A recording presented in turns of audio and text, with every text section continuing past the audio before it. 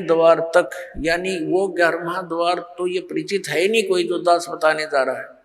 ये तो इस ब्रह्मांड के अंदर ही सारा कुछ बताते हैं, शरीर में ही बताते हैं।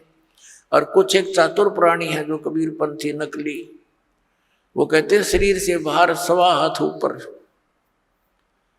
11वां द्वार है, और तेरे शर्म में है शरीर तो बाहर 1.25 हाथ ऊपर, क्या होगा? आकाश में हो गया, धरती की कहीं है कोई ठिकाना?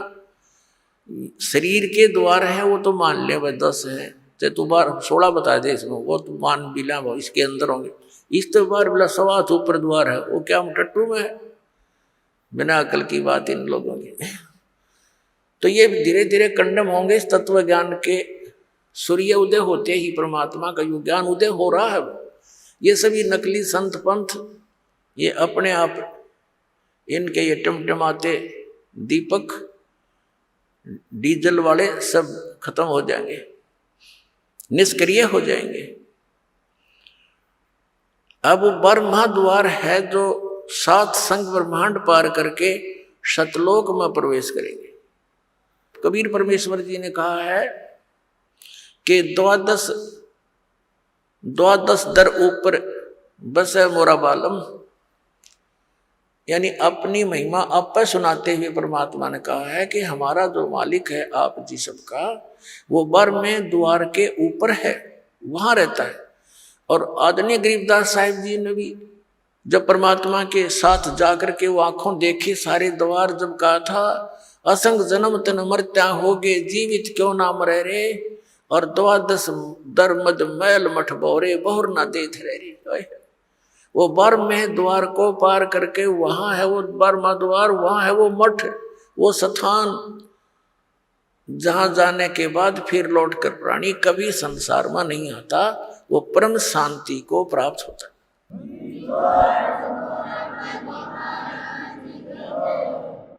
जब बर में द्वार को पार करके सचखंड सतलोक में प्रवेश किया, आदरणीय गरीबदास साहिब जी के शरीर का नूर 16 सूर्य जितना प्रकाशमय हो गया। और क्या देखा? वो जिंदा महात्मा के रूप में परमात्मा जा रहे थे। उस परमेश्वर ने अपने रूप को, अपने तेज को छुपाया हुआ था, और दूसरे रूप में वो वही कबीर परमात्मा अपने अन्य रूप में एक बहुत बड़े सिंहासन पर तख्त ये अपना लकड़ी का नहीं, तख्त होता है जैसे राजा लोगों की राजगद्दी को तख्त बोला करते थे कि फलाना राजा इतने सन में तख्त पर विराजा था, तख्त पर बैठा था, यानी गद्दी पर बैठा था, कंट्रोलर की सीट पर समझ लो तख्त। तो वहां परमात्मा विराजमान दूसरे रूप में सिंहासन के ऊपर, बहुत सुंदर सिंहासन, और जिंदा महात्मा के रूप में कबीर जी, कबीर परमेश्वर जी नीचे से गए थे, गरीबदास साहिब जी उनके साथ थे। वहां एक चंवर रखा था, जिंदा महात्मा के रूप में परमेश्वर कबीर देव जी, कबीर साहिब जी अपने ही दूसरे रूप पर चंवर करने लगे, जो सिंहासन पर विराजमान था, जैसे एक सेवक करता है अपने गुरुदेव के ऊपर चंवर करता है श्रद्धा के साथ। गरीबदास जी ने सोचा कि भी भगवान तो ये है जो तख्त पर विराजमान है, गद्दी पर बैठा है। उस परमात्मा के एक रोमकूप में करोड़ सूर्य मिला दे, करोड़ चंद्रमा, इतना नूर था एक रोम का। एक रोमकूप कहो चाहे एक बाल कहो, रोमकूप समझो, रोमकूप का अर्थ है जो रोम का छिद्र, बाल का छिद्र। अब गरीबदास जी ये सोचने लगे कि ये है भगवान, और बाबा जी यहाँ का नौकर ना करे इनका, जो जिंदा महात्मा के रूप में भगवान गए थे नीचे से ऊपर। उसी समय वो तेजो में शरीर खड़ा हुआ, तेजो में शरीर वाले प्रभु खड़े हुए, और जिंदा महात्मा का रूप उस पर विराजमान हुआ, अनंत ब्रह्मांड के कंट्रोलर के सिंहासन पर। और वो तेजो में शरीर स्टोर करने लगा बाबा जी वाले रूप पर। नौकर की तरह, सेवक की तरह। अब गरीबदास जी कभी उधर देख रहे हैं बालक, कभी इधर देख रहे हैं, सोच रहे हैं ये क्या कारण है कि इस बाबा जी के ऊपर और ये भगवान चंवर कर रहे हैं। इतने में क्या देखा कि वो तेजो में शरीर उस जिंदा वाले शरीर में समा गया। अकेले जिंदा वाला शरीर अनंत कोट ब्रह्मांड के स्वामी के उस सिंहासन पर विराजमान रहे, चंवर अपने आप हो रहा था, अपने आप सिर पर ऐसे हो रहा है। गरीबदास जी अचरज में गिर गए और कहा कि भगवान सचमुच आप ही परमात्मा हो। कहा बेटा मैं ही परमात्मा हूं, सोचल सीधर मैं करूं अपने जन के काज। तो गरीबदास जी ने वहां के देखे सब वो नजारे, वो समुद्र और वो भरे हुए दूधों और दहियों के माट सरोवर देखे, फलदार वृक्ष देखे और वहां का वातावरण देखा। कहा भगवान अब मुझे यही रख लो आपके बच्चे को। वहां के वो सब भक्त जो आत्मा हंस वहां पर रहते हैं उनसे मिले। कबीर साहब ने फिर उनको सृष्टि रचना सुनाई। उन अन्य जो वहां रहते हैं पुण्यात्मा, उन्होंने बताया कि ऐसे ऐसे जो यहाँ से चले गए उन्होंने ये गलती की थी और उसका दंड देखो कहाँ भोगना पड़ रहा है। परमात्मा जाते हैं, कोई सुनता नहीं, उस काल के ही बातों में फंसे पड़े हैं, उसके झूठे सुख में सब वहीं पर व्यस्त हैं। जन्म और मृत्यु और 84 लाख प्रकार के प्राणियों के शरीरों में वो कष्ट उठा रहे हैं गरीबदास। और अब ये है वो स्थान जहाँ कभी जन्म मृत्यु नहीं होती, कभी वृद्ध अवस्था नहीं आती और कुछ भी काम नहीं करना पड़ता, इतना आनंद रहता है, सब आहार उपलब्ध है। गरीबदास जी ने कहा परमात्मा मुझे यही रख लो, भेजो ना भगवान, वो तो घना गंदा लोक है भगवान, वहां तो हाहाकार मच रही है। तब गरीब परमात्मा ने कहा बेटा तुम यहां से जब गए तुम बहुत भक्ति युक्त थे, अब तुम भक्ति रहित हो गए। मैं एक ऐसा मंत्र दूंगा जिसको सतनाम कहते हैं, 2 अक्षर का है, जिसमें एक ओम मंत्र है, एक तत्व गुप्त है। श्रीमद् भगवत गीता अध्याय नंबर 17 के श्लोक 23 में ये मंत्र सांकेतिक अर्ध सांकेतिक लिखा है। ओम तो सार्वजनिक है, स्पष्ट है। तत् और सत ये 2 मंत्र गुप्त हैं। ये केवल कबीर परमात्मा ने अपनी उन प्यारी आत्माओं को दिए थे जिनका मोक्ष हुआ। फिर उनको सख्त हिदायत दे दी थी कि अभी इस सतनाम को डिस्क्लोज ना करना, नहीं तो आने वाले समय में ये काल के दूतों का दाव लग जाएगा और मेरे बच्चे भिन्नता पहचान नहीं सकेंगे, क्योंकि इस मंत्र के देने वाला पृथ्वी पर एक ही होता है, दूसरा नहीं हो सकता। या तो परमात्मा आए थे, उसमें वो अकेले ही थे, ना कोई ऐसा साधन था, ना कोई मीडिया थी, ना कोई कन्वेंस था, और फिर भी परमात्मा ने 64 लाख से 100 को स्वयं ही नाम दिया, दीक्षा दी थी, अन्य को नहीं दी थी। भले ये मंत्र नहीं दिया था, ये 5 मंत्र जो आपको 7 मंत्र बना कर दिए जाते हैं, तो उसमें केवल ये 5 मंत्र ही देते थे दाता, ताकि पता था उनको कि ये अभी मुझे पहचान नहीं सकेंगे, और यदि इनको किसी को मंत्र ये दान कर भी दिया तो ये डिस्क्लोज हो जाएगा, बात बिगड़ जाएगी। इस दृष्टिकोण से उन गरीबदास साहब जी से कहा कि आप ये नाम जाप करना, क्योंकि आप पक्के भक्त हो, आपके अंदर श्रद्धा पूरी होगी, आपने स्थान देख लिया, और उस स्थान को देखने के बाद फिर यहाँ रुचि स्वप्न में नहीं हो सकती। इस बात से गरीबदास साहब जी संतुष्ट हुए कि जो आज्ञा प्रभु आपकी, और कहा ये अभी बताना नहीं। परमात्मा ने अपना सारा ज्ञान उसके अंदर फीड कर दिया गरीबदास साहब जी की आत्मा में, जैसे कंप्यूटर से दूसरे कंप्यूटर में बहुत बड़े ये सत्संग के वीडियो तो कोई घंटों की फैक्स कर दी जाती है और उसमें भी सेव रह जाती है। ऐसे परमात्मा ने वो ज्ञान, तत्व ज्ञान, जो कबीर पंथ में घुसे हुए कबीर पंथी नकली संतों ने, काल के दूतों ने कुछ खराब शराब कर दी थी, सच्चिदानंद घन ब्रह्म की वाणी, कबीर वाणी, अपने हिसाब से उनके अनर्थ कर डाले थे। उसकी पूर्ति के लिए आदरणीय गरीबदास साहिब जी के अंदर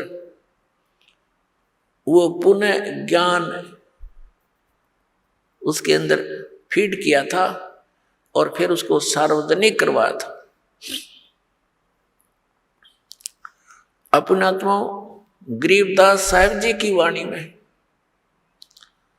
परमात्मा ने ऐसा मिश्रण करवा दिया कि न तो गरीबदास के पंथ के समझ सके उसको, और उस मिश्रण के बिना वो वाणी सुरक्षित नहीं रह सके थी। कहीं पर तो गरीबदास जी ने राम और कृष्ण की महिमा सुना दी ताकि ये भोली आत्मा राम और कृष्ण पर आरूढ़ है, इसी आधार से इस वाणी को सुरक्षित रखें। यदि ये एकली कुनीन डाल देते तो कोई नहीं ग्रहण करता। तो जिस कारण से गरीबदास पंथ के पंथियों ने गरीबदास साहिब जी को विष्णु जी का अवतार मान लिया, उस ज्ञान को ना समझकर उनकी वाणी से अपरिचित जितने भी गरीबदास जी के जो संत बने हुए हैं या उनके पंथी हैं, अनुयायी हैं, गरीबदासी कहलाते हैं, एक मेरे पूज्य गुरुदेव जी को छोड़कर उस पूरे गरीबदास पंथ में किसी के पास ये मार्ग नहीं। और ये परमात्मा ने एक सुनियोजित तरीके से यहां तक पहुंचाया।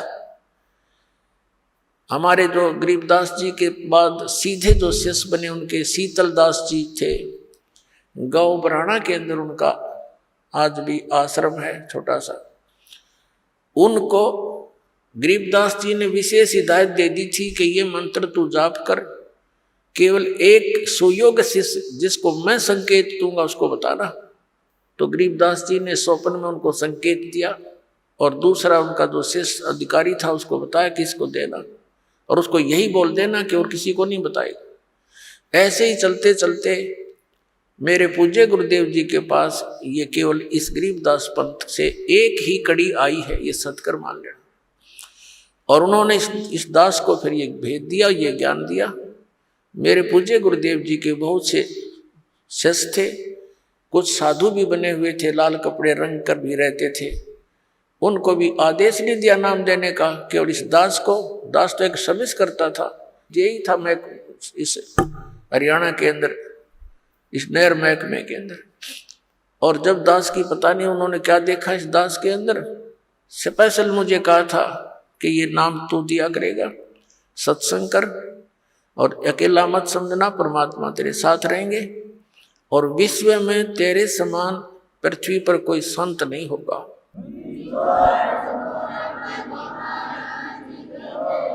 उस समय मेरे पूज्य गुरुदेव जी की आयु लगभग 105 वर्ष की थी। और कहते हैं साध वचन पलटे नहीं, चाहे पलट जावा ब्रह्मांड।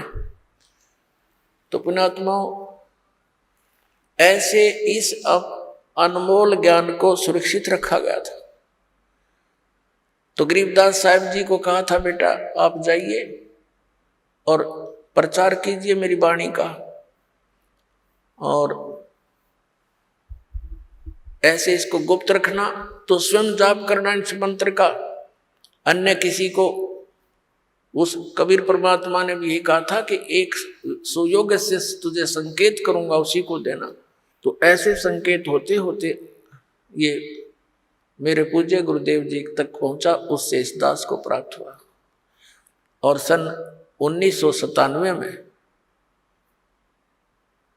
मार्च के अंदर फाल्गुन सुदी एकम को परमात्मा ने इस दास को कुछ समय के लिए दर्श दिए और कहा कि अब इस सतनाम और सारनाम को कर दे सार्वजनिक, समय आ गया बेटा। पुनः तो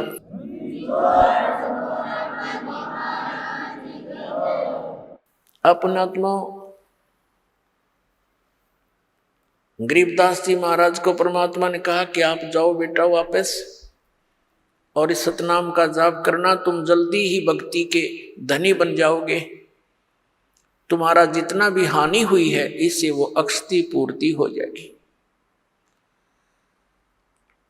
फिर उसकी महिमा बताई है परमात्मा ने, जो गरीबदास जी ने परमात्मा कबीर जी से सुने हुए ज्ञान को कैसे बताया है कि सतनाम पालड़े रंग होरी हो, 14 लोक चढ़ावे राम रंग होरी हो, 3 लोक पासंग धर रंग होरी हो, तो ना तुलाया राम रंग होरी हो।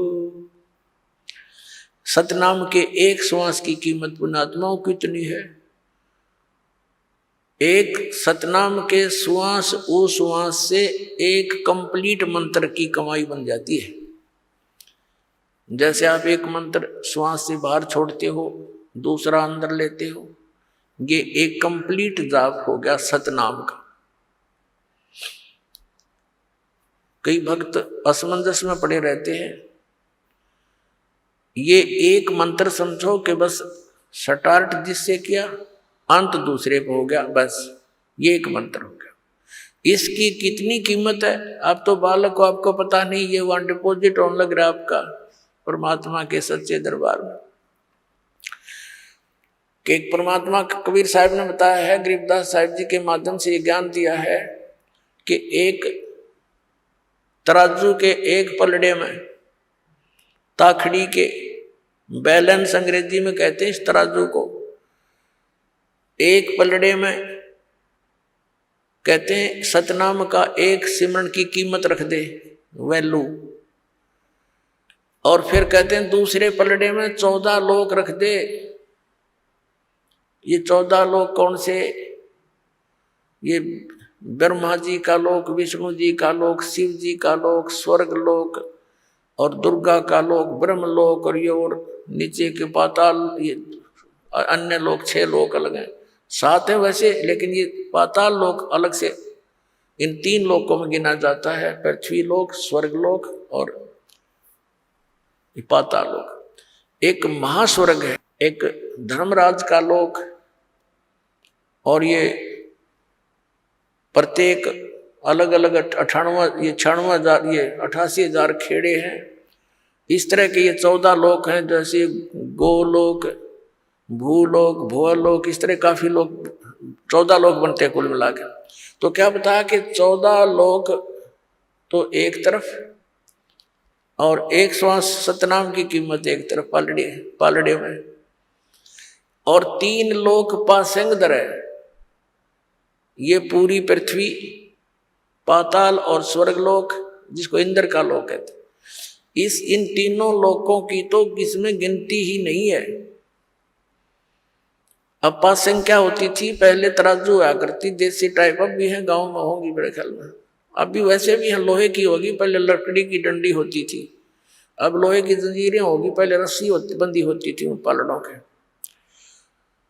तो उसमें हाथ से तोला करते थे, एक डंडी का एक रस्सी बांध रखी होती थी सेंटर में, तो दोनों तरफ तराजू होती थी। तो हमारे घरों पर ये कोई कनक लेने आते थे व्यापारी लोग, गेहूं वगैरह तोलते थे, आकर के मोल लेते थे। तो उसमें उनसे पहले कहा जाता था कि लाला जी पासंग तेरी एरर दिखा ताखड़ी में।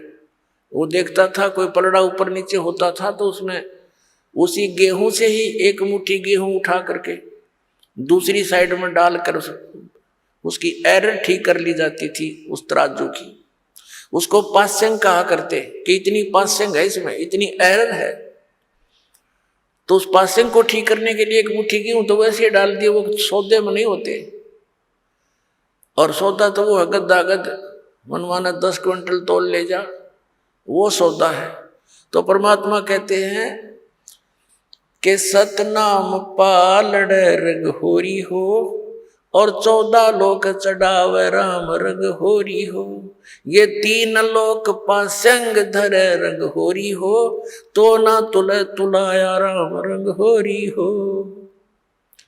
कि तो भी वो सतनाम का पलड़ा भारी रहेगा, उठे नहीं और वो 14 लोक वाला ऊपर को उठ जाएगा। अपनात्मा एक श्वास, उस श्वास की कितनी कीमत। तो हम कितनी भक्ति लेकर यहाँ आए थे, हम आजीवन लगे रहेंगे जब जाकर वह पूर्ति होगी। और पुण्यात्मा, क्योंकि हम अपनी भक्ति कमाई को यहाँ वेस्ट घड़ी करते हैं, इस करके हम जल्दी सटोर नहीं हो पाती, क्योंकि हम काल ने ऐसे उलझा रखे हैं, ना चाहते हुए भी कहीं ना कहीं पंचर हो ही जाता है। किसी ना किसी कारण से कोई बच्चे को दुख आ गया तो उसको अंतरात्मा से काल हमें ठगवा ही देता है। लेकिन उस समय हमने दृढ़ रखना चाहिए कि बच्चे को परमात्मा से जोड़ना चाहिए, और फिर आप रखवाला है ये विश्वास करना चाहिए कि परमात्मा से जो जुड़ गया उसका साथी है वो, उसका बिगड़ कुछ नहीं सकता। लेकिन हमारा दिल कमजोर हो लिया, इतने कष्ट हमने सहन, इतने कष्ट उठा रखे हैं युगों युगों से। जैसे कहते हैं, जैसे कुत्ते का कोई लठ मार दे और वो बेचारा इतना पीड़ित हो जाता है, बहुत चिल्लाता है। फिर कहीं भी बैठा हो और जरा सा भी कोई शोर हो जा, ऐसे डंडा टाइप का, वहीं बैठा बैठा चिल्लाने लग जाता है, जबकि आसपास भी कष्ट नहीं है उसके। तो हम इतने दुखी हो चुके हैं युगों युगों से, हम इतने भयभीत हैं कि ना जाने पता के बिजली गिरेगी इस बच्चे पे, के हो जाएगा भगवान। तो हम डरते रहते हैं, और हम उस डर के कारण अपनी भक्ति को भी उसमें कुछ ना कुछ डिवाइड कर ही देते हैं। जैसा भी है अब लगे रहो, एक दिन ऐसा आएगा आपका सारी समझ में आ जाएगी, और फिर भगवान उनका रखवाला दिखाई देगा आपको। तो इस प्रकार हम अपनी भक्ति का नाश गणा करते हैं, आशीर्वाद दे देते हैं, किसी के हाथ सिर पर हाथ रख दिया, आपके कोई चरण छुए सिर पर हाथ रख दिया, आपकी गई पूंजी ढेर सारी। क्योंकि जिसके अंदर कुछ है वही तो दे सकेगा।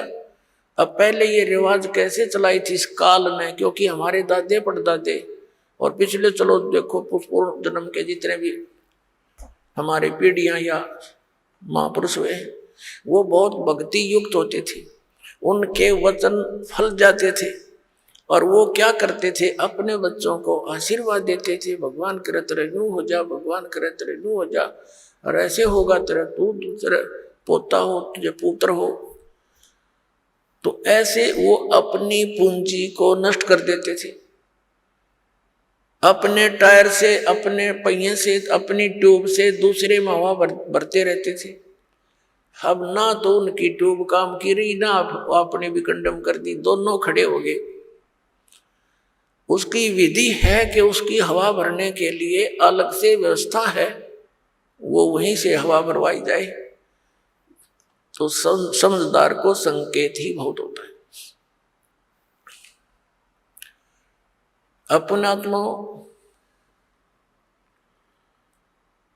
गरीबदास साहिब जी को ऊपर ये सब दिखाया दाता ने।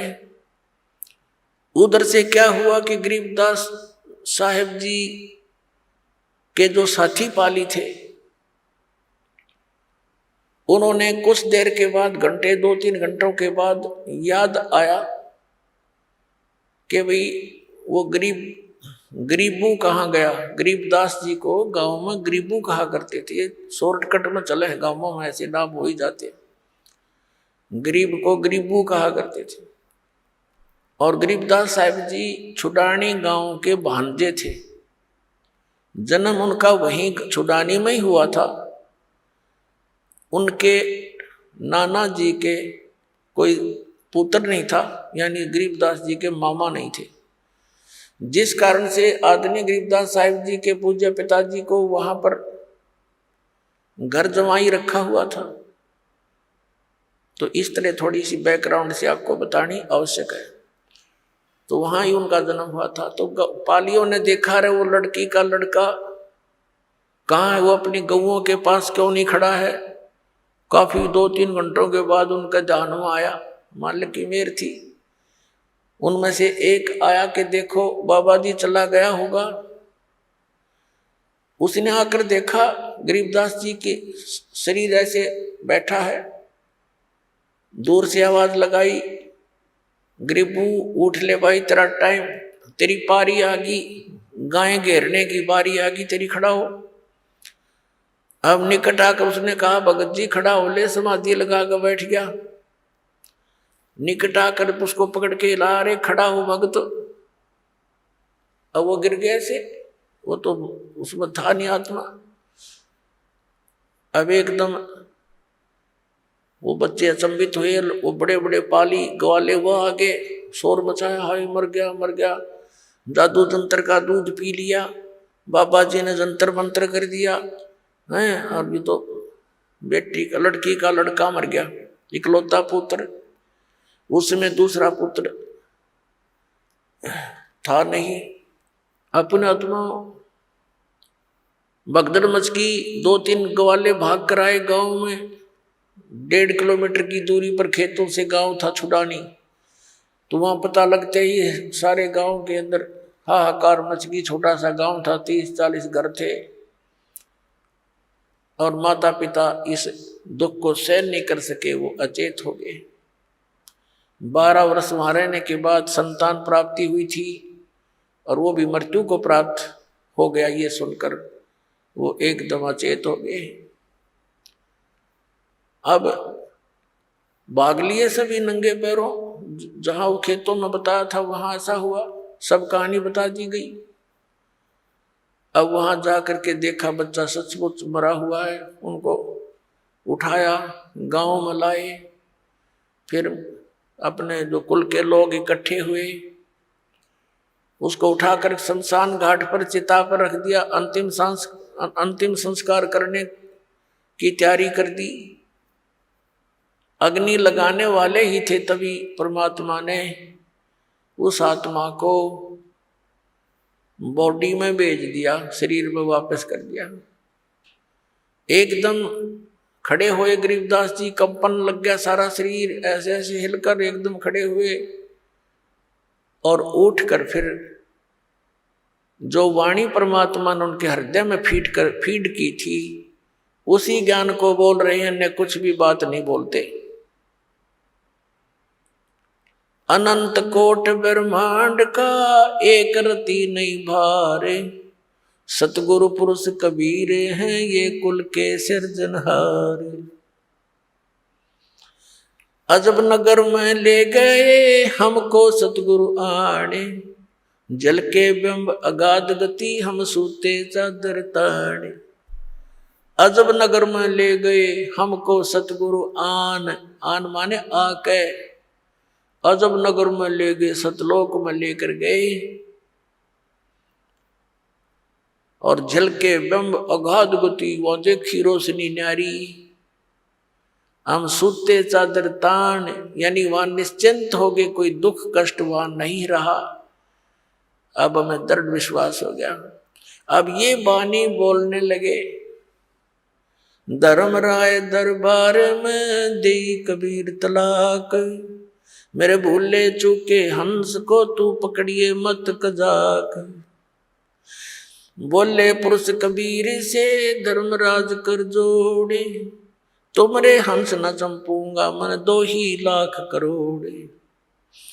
कर्म ब्रह्म ब्रह्मांड के मैं पल में करहूं नेस, जिन हमारी 2 ही देई सो करो हमारे पेश। अब ये बानी बोलने लगे, गांव वाले समझ नहीं सके। उन्होंने तो ये आइडिया लगा लिया कि लड़का पागल हो गया, बाबा जी ने जंतर मंत्र का दूध पिला दिया। कुंवारी गाय का दूध ओहो पाप का था। तो ये सोचा, घर वालों ने ये सोचा कोई बात नहीं, बच्चा जीवित हो गया, जैसा भी बांगा बोला है बोला बाला, जैसा पागल मेंटल पड़ा रहेगा, बेटी अपना इसको देखकर जीवित रह जाएगी ना, ये भी बड़े रो के ये सोचकर संतोष कर लिया कि पागल तो हो गया तो कोई बात नहीं, अब लड़की इसके सहारे अपना टाइम पास कर लेगी। ऐसा सोचकर संतुष्टि की। 3 वर्ष हो गए गरीबदास साहिब जी ना किसी से विशेष बोलते हैं, ना काम को कहते हैं, पता नहीं कहाँ चले जाते हैं। और ये वाणी बोलते रहते, अकेले खड़े होकर बोलने लग जाते हैं, क्योंकि वो देख रखा सतलोक। अब कैसे मन लगे इस गंदे लोक में, पर आदेश भगवान का हो गया। ऐसे 3 वर्ष बीत गए। 13 वर्ष की आयु गरीबदास साहिब जी की हो गई। एक दिन एक दादू पंथी महात्मा, जो एक बनिया जाति से था, वैश्य कुल से था, और वो दादू पंथ में संत बना हुआ था, वहां से दीक्षित था, बाल बच्चेदार था, उम्र लगभग 60 वर्ष की हो गई थी, और घर त्याग के वो विराग में ही घूम रहता था। अपना आत्मा उसका नाम था गोपाल दास। अब थोड़ा सा यहाँ क्योंकि प्रसंग ये चला है कि कौन सी विधि है परमात्मा के पाने की, और कौन से वो जाप हैं जो भगवान को पाने के मंत्र हैं, किन किन महापुरुषों को वो मंत्र प्राप्त हुए। तो आदरणीय दादू साहिब जी की भी थोड़ी सी यहाँ वो कथा सुनाएंगे, अमर कथा। आदरणीय दादू साहिब जी, इनका एक तेली के घर जन्म था, और ये जब 7 वर्ष की आयु के थे, बाहर खेल रहे थे बच्चों में, परमात्मा ऐसे ही जिंदा महात्मा के रूप में कबीर साहब इनको आकर मिले, और इनसे भी ऐसे ही ज्ञान दिया। परमात्मा ने ज्ञान सुनाया, और भी कई बच्चे बैठे थे, उन्होंने क्या किया, गरीब उस कबीर परमेश्वर ने क्या किया, अपने करमंडल से एक लोटे से पानी लिया, चलो में मुख में, और पान के पत्ते थे वहां पर, पत्ते पान का छोटे छोटे होते पीपल जैसे, उस पान के पत्ते पर वो पानी ऐसे उल्टा मुख से डाल दिया, कुरला मार दिया, और कहा बेटा नाम ले तू दादू, और ये जल पीना पड़ेगा। उसने कहा लाओ महाराज, नो करके पी गए फटते ही। अब कहते हैं मल अखाड़ा जीतेंगे ये युगन युगन के माल, लख बर सूरा जूझ ही लख बर सामत दे, लख बर यति जहान में तब सतगुरु शरणा ले। गोता मारू स्वर्ग में जा बैठूं पाताल, कह कबीर ढूंढता फिरूं अपने हीरे मोती लाल। अन्य जो बच्चे थे वह सब उठकर भाग गए। इसने तो एक झूठा पानी पी लिया किसी का, जिसकी जाति का पता नहीं है, ऐसा वो तो गांव में भाग गए, और उधर से उस आत्मा को लेकर परमात्मा सचखंड सतलोक में गए। वो लड़का अचेत हो गया, डेड नहीं हुई बॉडी, और आत्मा परमात्मा साथ लेकर के, जैसे गरीबदास साहिब को लेकर गए थे ऐसे ऊपर लेकर गए उनको। ये गरीबदास साहिब जी से काफी पहले हुए थे, लगभग 200 वर्ष पहले, न सैकड़ों वर्ष पहले, 101 वर्ष पहले। तो वहां उधर गांव में पता चला, लड़का देर तक नहीं आया, तो जिन बच्चों के साथ खेल रहा था उनको साथ लेकर गए कि कहाँ है वो, कि वहां बैठे को छोड़ कर आए थे एक बाबा जी के पास, इसने उसका जूठा जल पी लिया। तो वहां जाकर देखा वो दादू साहब जी मृत थे, मेरे बड़े नहीं थे, अचेत पड़े थे। अब हाहाकार मच गई, रोने लगे, वैद्य डॉक्टरों को दिखाया, झाड़ फूंक करवाई, 3 दिन और 3 रात बीत गई, ऐसे अचेत रहे। उधर से परमात्मा उस प्यारी आत्मा को अपने गवाह बनाने के लिए ऊपर सतलोक में लेकर गए, और उसी तरह जैसे गरीबदास जी से सारा परिचय कराया था ऐसे कराया। परमात्मा तेजों में शरीर युक्त सतलोक में उस सिंहासन पर विराजमान थे, नीचे से वही साधु संत यानी जिंदा महात्मा के रूप में गए थे ऊपर, उसी तरह चौर करने लगे। फिर वो तेजों में शरीर परमात्मा खड़ा हुआ, और नीचे से गए हुए महात्मा परमात्मा जो जिंदा के रूप में थे वो बैठ गए, उसी तरह क्रिया हुई सारी। और चवर वो तेजो में शरीर वाले भगवान करने लगे। दादू जी को यही शंका आई कि भगवान तो ये दिखा था जो तेजो में शरीर वाला है, और ये बाबा जी बैठ गया सिंहासन पर, समझ में नहीं आई ये क्या चक्कर है। इतने में तेजो में शरीर उस कबीर उस परमात्मा के शरीर में समा गया, जिंदा वाले शरीर में। तब परमात्मा ने कहा कि बेटा दादू जा नीचे, तू, मेरा नाम कबीर है, मैं काशी में जुल्हा बनकर रहा था। ऐसे गरीबदास जी को बताया था परमात्मा ने कि मैं बेटा वहां भी रहा 120 वर्ष तक, यही ज्ञान मैंने वहां दिया। और गरीबदास जी को तो यहाँ तक कहा था कि उन काल के दूतों ने जो कबीर पंथ में आगे हैं उन्होंने नाश कर दिया है उस ज्ञान का, अब इसको दोबारा करना। दादू साहब जी तो गरीबदास जी पहले हुए थे, इनको विशेष ज्ञान नहीं दिया लेकिन अपना परिचय अवश्य दे दिया, क्योंकि उनको मालूम था कि इनको वो ज्ञान दिया तो बीच में इस पंथ में घुसे हुए लोग भी बात बिगाड़ देंगे। तो कहने का भाव ये है कि दादू साहब जी को सब परिचय देकर के वापस छोड़ दिया। तीसरे दिन जब बच्चा होश में आया तो खुशी की लहर दौड़ गई और दादू साहब जी उस कबीर परमेश्वर की महिमा का गुणगान करने लगे। तो क्या बताते हैं, तो दादू साहब जी ने परमात्मा कबीर जी की महिमा किस प्रकार कलम तोड़ सुनाई है वो सुनाते हैं आपको थोड़ी सी। परमात्मा ने, दादू साहब ने कहा है, जो जो शरण कबीर के तिरगे अंत अपारे, दादू गुण के कहूं कहत न लागे कहत न पावे पार। जो जो शरण कबीर के वो तिरगे अंत अपारे, दादू गुण की कहूं कहत न आवे पार। कबीर करता आप है दूजा नहीं कोई, दादू पूर्ण जगत को भक्ति दृढ़ावत सोए। अब दादू साहब जी कहते हैं कि जो जो शरण कबीर की और पार हो गए अनंत, और कहते हैं उस परमात्मा के गुणगान की मैं इस मुख से क्या महिमा करूं, क्या गुण गाऊं उस महात्मा परमात्मा के। कबीर करता आप है दूजा ना कोई,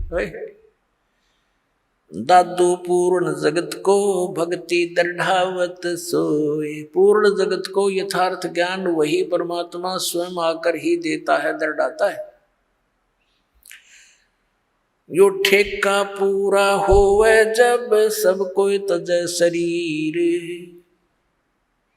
ठेका यानी जो कंट्रैक्ट एग्रीमेंट जो हमारे शरीर का हो चुका है, इतना समय हमारा निर्धारित है, कहते ही जब पूरा होगा तो सब ने शरीर त्यागना पड़ेगा। लेकिन कबीर साहब भी कहते हैं परमेश्वर जी आए हैं सो जाएंगे, राजा रंग फकीर, एक सिंहासन चढ़ कर जा एक बंधे जा तजीर। तो यहाँ दादू साहब जी भी उसी का समर्थन कर रहे हैं। ठेका पूरा होवे जब सब कोई तजय शरीर, दादू काल गंजे नहीं जपे जो नाम कबीर। दादू साहब जी कहते हैं कि काल निकट नहीं आ सकता जो कबीर परमात्मा के उस सतनाम का जाप करता है। आदमी की आयु घटे तब यम घेरे आए, सुमरण किया कबीर का दादू लिया बचाए। और परमात्मा ने वो सारे यम के दूत दिखाए, सब बहुत कुछ लीला दिखाई अपनी, कि दादू साहब को अकेला छोड़ दिया रास्ते में, यम के दूत चारों तरफ से आगे भी कौन आ गया, यूं हम लेने भी ना गए, मरेंगे हमारी खिंचाई होगी, पकड़ो इसको पकड़ो, ये कैसे है कौन है।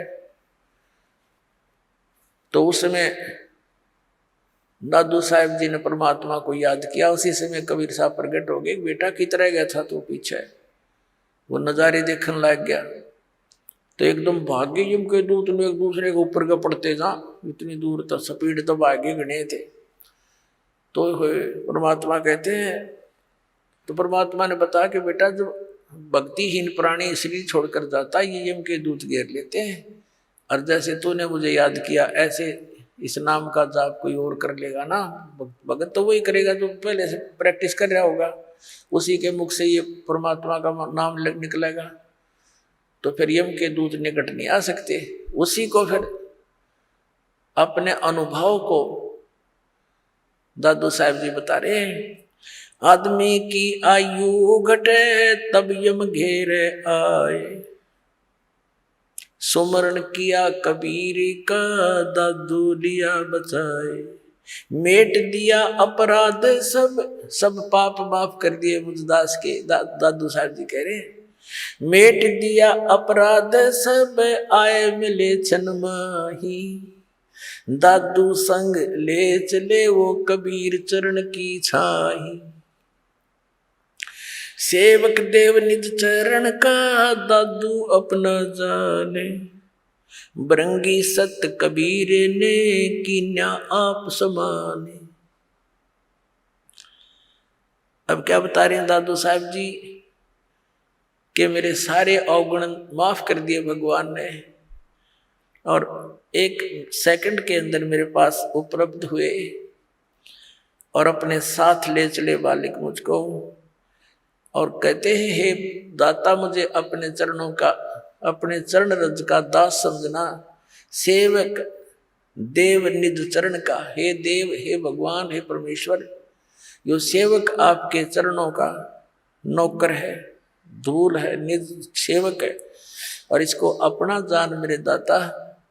और बरंगी सत कबीर ने कर लिया आप समान, कि जैसे एक बरंगी कीट होता है, भी भी करता बमीरी बोलना, वो एक कीड़े को उठा लाती है और उसको अपना राग सुना सुना के अपने जैसी आवाज निकाल, उसी जैसी आवाज निकालने वाला बना देता है। तो पूरा परमात्मा ने जिसको भी ये ज्ञान दिया वो उस परमात्मा के गुण गाने लगे अपने आप ही। तो पुण्यात्मा यही सती थी आपकी और दास की हुई है। जब से ये ज्ञान ग्रहण हुआ, ये ज्ञान समझ में आया है, तो हम भी बरंगी बन गए, ना जाने सब न बता दें, किस किस ने सुना दें, और बरंगी से फिर और भी बरंगी बन गए। आप भी सभी भगवान के बच्चे ज्ञान से परिचित हुए, औरों को सुनाने लगे। दादू अंतर्गत सता छन छन सुमरण ध्यान, वारू नाम कबीर पर पल पल मेरे प्राण, सुन सुन साख कबीर की यू काल नवावे बात, धन धन हो तीनों लोक में दादू जोड़े हाथ। सुन सुन साख कबीर की, कबीर साहब की महिमा, साख यानी महिमा, उसकी तेरी तेरी साख तो है नहीं, यानी तेरी कोई गुण तो है नहीं, तो साख। और दूसरे ये साखी, यानी साखियों के माध्यम से उसके गुणगान जो सुने जाते हैं। काल भी कहते मुरझा जाता है, नीचे गर्दन कर लेता है कि वो तो समरस शक्ति है। और धन धन तीनों लोक में दादू जोड़ा थे, केरी नाम कबीर का ये विषम काल गजराज, दादू भजन प्रताप ते ये भाग्य सुनत आवाज। अपने आत्माओं कैसी तुलना की है दादू साहब जी ने, कि यहाँ का जो काल को समझो हाथी है, हाथी अन्य प्राणियों से बहुत तगड़ा और उसका बहुत न्यारा शरीर, ये तो समझो काल। क्योंकि श्रीमद् भगवद गीता अध्याय नंबर 15 के श्लोक नंबर 18 में गीता ज्ञान दाता कहता है कि मैं लोक वेद के अंदर कहे सुने ज्ञान के आधार से मैं पुरुषोत्तम प्रसिद्ध हूं, क्योंकि जो प्राणी मेरे अंतर्गत हैं उनसे मैं उत्तम हूं, श्रेष्ठ हूं, उच्च हूं, तगड़ा हूं। जैसे हाथी उनसे ऊंचा होता है, लेकिन गीता ज्ञान दाता ने ये भी स्पष्ट कर दिया है गीता अध्याय नंबर 15 के श्लोक 16 और 17 में कि सरपुरुष और अक्षर पुरुष ये दो पुरुष हैं, दो प्रभु हैं, ये दोनों नासवान, इनके अंतर्गत जितने प्राणी हुआ भी नासवान। सरपुरुष ये स्वयं है गीता अध्याय नंबर 15 के श्लोक नंबर 17 में स्पष्ट कर दिया कि उत्तम पुरुष है तू अन्य, जो गीता ज्ञान दाता से अन्य है, वो स्वयं कह रहा है इस बात को, और वही परमात्मा कहा जाता है।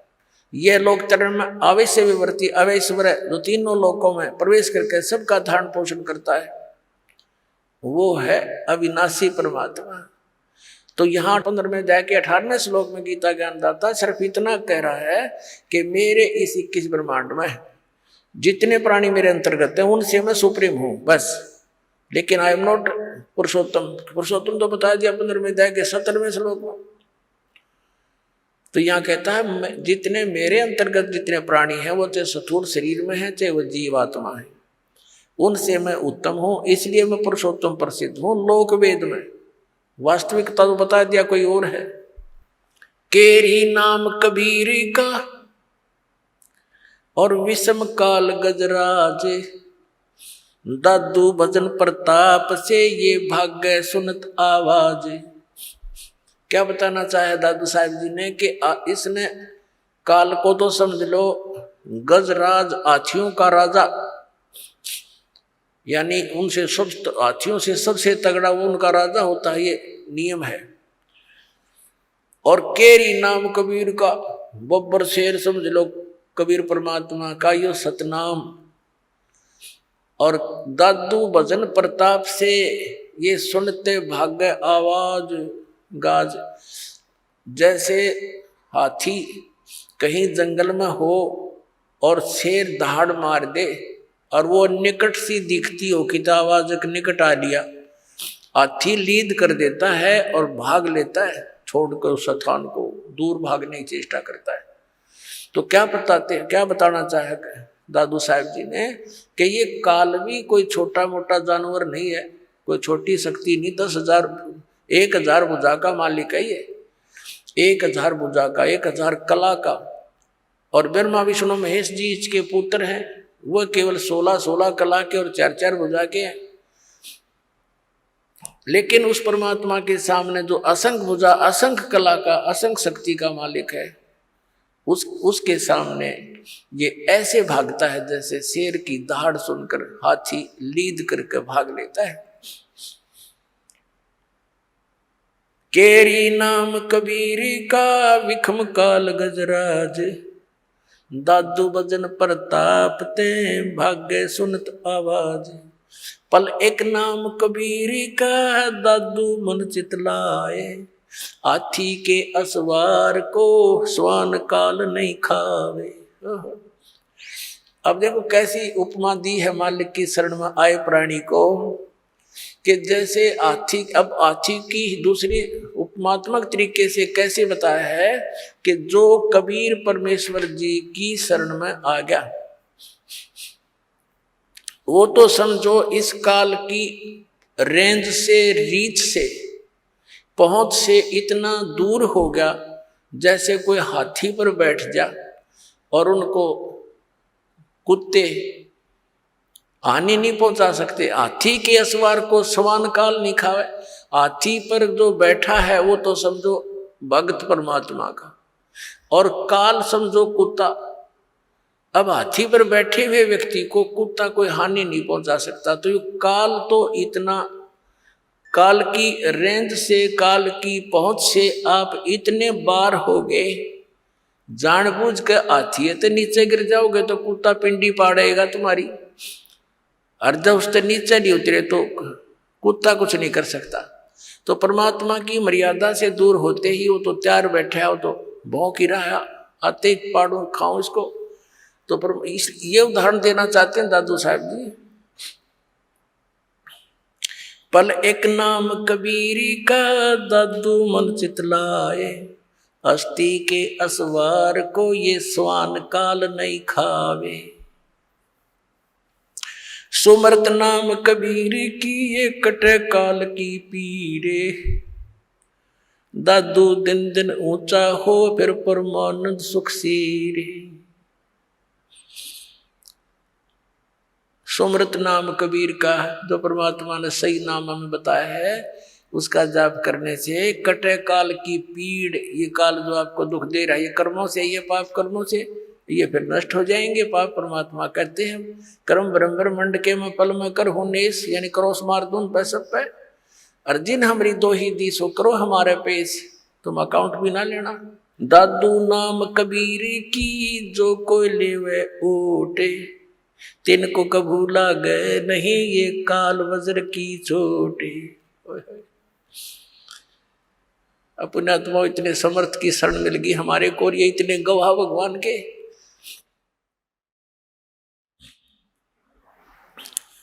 कि दादू साहब कह रहे हैं कि कबीर साहब के सच्चे नाम की विधिवत जो ओट ले लेगा, उसकी शरण में आ जाएगा,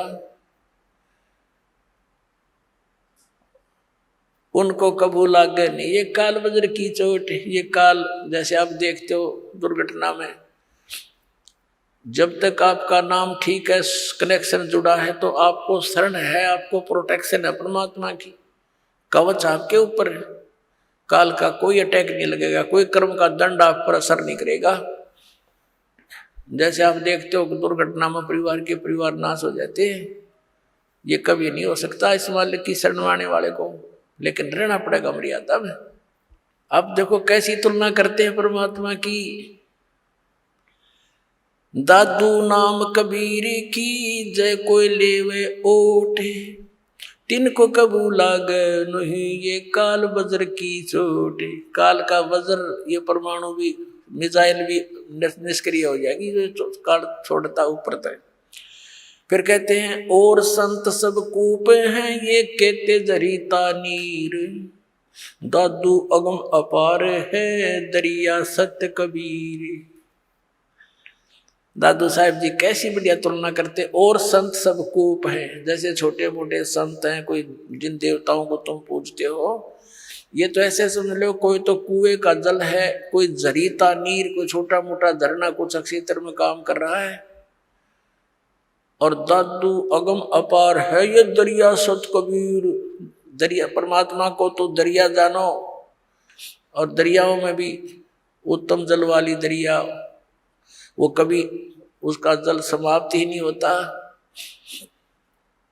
और अन्य जो छोटे मोटे चमत्कार अन्य भी बता देते हैं, वहां से मुझे ये लाभ हो गया, वहां से ये लाभ हो गया, कहते।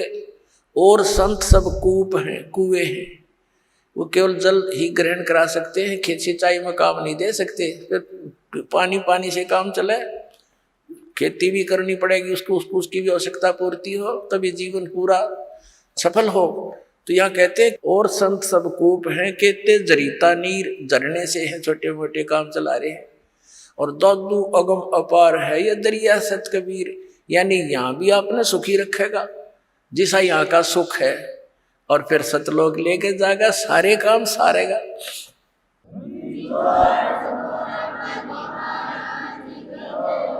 अब ही तेरी सब मिटे ये जन्म मरण की पीर, श्वास उश्वास सोमर ले दादू नाम कबीर। अभी तेरे सारे झंझट मिट जाएंगे, इस श्वास उश्वास से उस परमात्मा का ज्ञान सच्चे पूरे संत से प्राप्त करके सुमन कर ले। दादू नाम कबीर का ये सुन के कप काले, नाम भरोसे नर चले तो हो नवा का भाले। दादू साहब कहते हैं कि दादू नाम कबीर का, अरे सुनते का पे काल, ये 21 ब्रह्मांड का स्वामी सरपुरुष, ये सारा कांप जाता है मालिक का नाम लेते ही, इसका छाती धड़कन लग जाए नू। और कहते नाम भरोसे नर चले, नाम का आधार बनाकर चले संसार अपने जीवन रूपी सफर में, तो हो नवा का बाल, उसका कुछ नहीं बिगड़ सकता, सच्ची श्रद्धा से लगा रहे। जिनमो को निज नाम दिया सोए सतगुरु हमारे, दादू दूसरा कोई नहीं कबीर सिरजनहारे। वही तोड़ पाट दिया कि जिनमो को निज नाम दिया, निज असली मंत्र सतनाम जो मुझे दिया, मेरा वो है सतगुरु है, और नकली सतगुरु थे सारे। और कहते दादू दूसरा कोई नहीं केवल कबीर सृजनहार, वो कबीर परमात्मा सृजनहार। अपना आत्मा। अब वो दादू पंथी गोपाल दास जी उस छुडानी गांव में किसी अपने सेवक के घर पर आकर रुक गया। उस सेवक ने कहा, महाराज जी हमारे एक लड़की का लड़का ऐसे ऐसे किसी साधु के जंतर मंत्र के दूध पिलाने मेंटल हो गया, और कहते हैं साधु की विद्या को साधु ही काट सकता है, कुछ दया करो। गोपाल दास जी ने कहा कि बुला उस बालक को, देख लेता हूं। अब वो सेवक जो व्यक्ति था उस गांव का गया उस गरीबदास साहिब जी के नाना जी के पास कि भाई ऐसे ऐसे अपना एक मेरे पास एक संत आता है, लड़की के लड़के को उसको दिखा लेते हैं, वो कहता मैं ठीक कर दूंगा इसने। तो 5-7 गांव के जो होते हैं कुल के लोग, वो और उसका नाना जी और गरीबदास 13 वर्ष के बालक को ले गए। दादू पंथी गोपाल दास जी गरीबदास जी से पूछा कि बेटा वो कौन था जिसने तुझे बर्बाद कर दिया, उसका क्या नाम था। अब गरीबदास जी ने कहा कि मुझे बर्बाद नहीं किया, मुझे आबाद कर दिया महात्मा जी। हम सुल्तानी नानक तारे दादू को उपदेश दिया, जात जुलाहा वेद न पाया उका सीमा कबीर होया। जब ये वाणी बोली उसकी छाती में मारा पहला वचन कि मैं हम यानी हम सभी को पार कर दिया। किस किस को? हम सुल्तानी नानक तारे दादू को उपदेश दिया। वही पुण्यात्मा वही परमात्मा उन पुण्यात्माओं को, आदरणीय नानक साहिब जी को, आदरणीय दादू साहिब जी को, आदरणीय मुल्कदास साहिब जी को, आदरणीय धर्मदास साहिब जी को, आदरणीय गरीबदास साहिब जी को, आदरणीय गीसादास साहिब जी को मिले थे। तो यहाँ कह रहे हैं हम सुल्तानी नानक तारे, अब्राहिम सुल्तान अधम को बुलक बुखारे में वही परमात्मा आए थे, उसको 100 लीलाएं करके उसको नरक से निकाला था। हम तो इस माया ने सच सब कुछ मान बैठे राज और पाठ को, और परमात्मा ने ये विश्व बताया आपके लिए, जो भक्ति ना करता उनके लिए। तो क्या बताया? हम सुल्तानी नानक तारे दादू को उपदेश दिया, और जात जुलाहा भेद नहीं पाया, काशी माए कबीर हुआ। अजब नगर में ले गया हमको सतगुरु आन, और जल के बिंब अगाध गति हम सूते चादर तान। अलल पंख अनुराग है सुन मंडल रहे थीर, दास गरीब उधार दिया मुझे सतगुरु मिले कबीर। अलल पंख अनुराग है मेरा, तो जैसे अलल पंख पक्षी का अपने पिता में ध्यान, माता पिता में ध्यान रहता है, ऐसे अब तो मेरा तो उस मालिक में श्रद्धा लगी हुई है, मेरा वहां ध्यान रहता है। और मुझे सतगुरु कबीर साहब मिले, वो ऊपर रहता है सतलोक में, सचखंड में रहता है। आंखों देखा बताया गरीबदास साहब जी, यही दादू साहब ने बताया। अब वो बाबा जी तो कहने लगे, अरे गांव वालों ये बावला को ना, बावले तो तुम होगे, ये तो अमृतवाणी बोल रहा है, निज स्थान के निज वचन बोल रहा है, सत परमात्मा की अमर वचन। उस 60 साल के महात्मा ने 13 साल के बच्चे के सामने, बच्चे के आगे हाथ जोड़ के कहा कि महाराज यह वाणी लिखवा दो, कलयुग में काम आवेगी। गरीबदास जी उठ कर चल पड़े, और वो महात्मा पीछे पीछे। वो तो परिचित थे कि वे संत परमात्मा ना जाने किस पे कृपा कर दे और के अमृत ज्ञान दे दे, उसके पीछे पीछे महाराज लिखवा दो। तीसरे दिन गरीबदास जी ने कहा कि यदि पूरा लिखे गोपाल दास, बीच में छोड़ कर ना भागना। अगर नहीं जी मैं कति फ्री हो रहा हूँ गाँव से, घर से, बाल बच्चों का विवाह हो लिया, 60-61 साल की उम्र मेरी होगी, और जब तक से सारी उम्र लिखवा दो जाता साथ रहूँगा। उनके ऊपर गरीबदास साहिब जी का अपना ही एक बेरी का बाग था, उसके अंदर एक जांडी का घनी छाया वाला वृक्ष था, उसके नीचे बैठ कर लागे लेखन गर्मियों से स्टार्ट किया था। फिर जैसे जैसे समय आता रहा, 6 महीने तक लिखते रहे। गरीबदास साहब जी बोल रहे थे और दादू पंथी गोपाल दास लिख रहा था। वो अमृतवाणी, वो अमर इतिहास, वो सूक्ष्म वेद का स्वच्छ रूप गरीबदास साहिब जी के माध्यम से कबीर परमात्मा ने वो फिर से प्रकट करवाया, जो दास आपको सुनाता है। बोलो सतगुरुदेव।